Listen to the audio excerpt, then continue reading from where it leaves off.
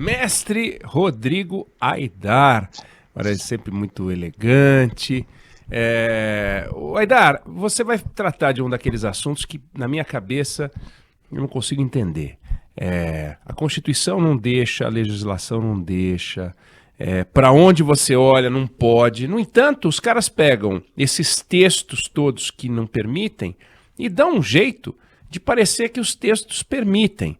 E fazem uma interpretação que agora a gente precisou aprovar um novo texto para dizer que aquilo que não é permitido não será praticado.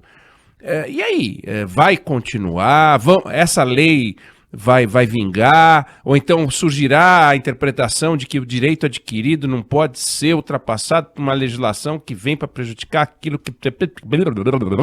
E aí? Eu quero saber, nós estamos falando dos super salários. Vamos dizer que não é salário, que ele é engrossado por penduricalhos que não são propriamente o salário, são vantagens individuais, construídas ao longo do tempo, mas o fato é o seguinte, sai do nosso bolso e vai para o bolso deles, ou não é? É isso, Eneg. Salve, Eneg. Salve, Débora. Olá. Um salve aí para os ouvintes. Eneg, a boa notícia, mas que a gente tem que analisar com muito critério, é que a Câmara dos Deputados aprovou ontem um projeto de lei que limita o pagamento do que a gente chama de penduricalho, que acaba causando, na prática, esses super salários no serviço público. O que são esses penduricalhos? Penduricalho, a gente pode chamar de penduricalho qualquer valor pago acima do teto constitucional. Existe um teto constitucional que hoje é o salário do ministro do Supremo Tribunal Federal, que é de R$ 39.293. Em tese, esse teria que ser o salário máximo pago a qualquer servidor público. Agora, em tese, né, Enel? Porque existe uma série de benefícios que não entram nesse teto, inclusive as chamadas verbas indenizatórias, que às vezes são criados aí uns penduricalhos, coloca-se na rubrica de verba indenizatória e ali cabe qualquer coisa. Agora, por que algumas pessoas estão dizendo que a gente precisa olhar com lupa, apesar de ser sim uma boa notícia, a gente precisa olhar com lupa? Por quê? Esse texto de ontem ainda permitiu que não entrem nesse limite do teto remuneratório 32 benefícios. Entre eles, por exemplo, eu estava olhando o texto um pouquinho mais cedo, auxílio alimentação, auxílio moradia, auxílio creche, auxílio transporte, mensalidade de plano de saúde.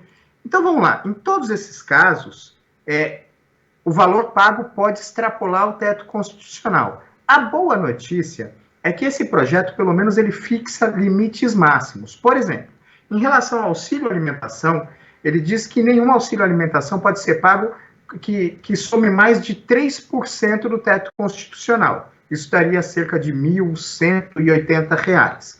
Juízes e promotores que trabalhem em mais de uma comarca, no interior do país, às vezes o juiz tem que trabalhar em mais de 2 lugares, eles podem continuar recebendo um adicional que extrapole esse teto. Mas isso só pode ser pago, vai ficar condicionado o pagamento desse adicional à comprovação do aumento da produtividade. Ou seja, o texto fixa novos parâmetros. A boa notícia é que vai dificultar, por exemplo, penduricalhos como os que a gente já tratou aqui o ano passado, do Tribunal de Justiça do Ceará, que estabeleceu ali por uma portaria o que eles chamavam de, o que a gente chamou, né, de auxílio para trabalhar em casa, no conforto do lar.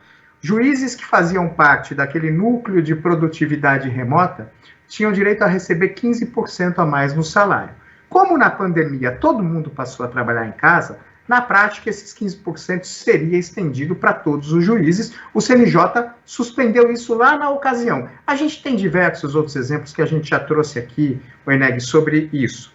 Mas esse tipo de penduricalho, outros penduricalhos, como, por exemplo, vários tribunais de justiça instituíam um valor que era de auxílio livro. Ou seja, aqui em São Paulo, salvo engano, o juiz tinha R$ 3.500 por ano para comprar livro. Isso também, esse novo texto, aprovado pela Câmara, que ainda precisa passar pelo Senado, acaba com essa possibilidade.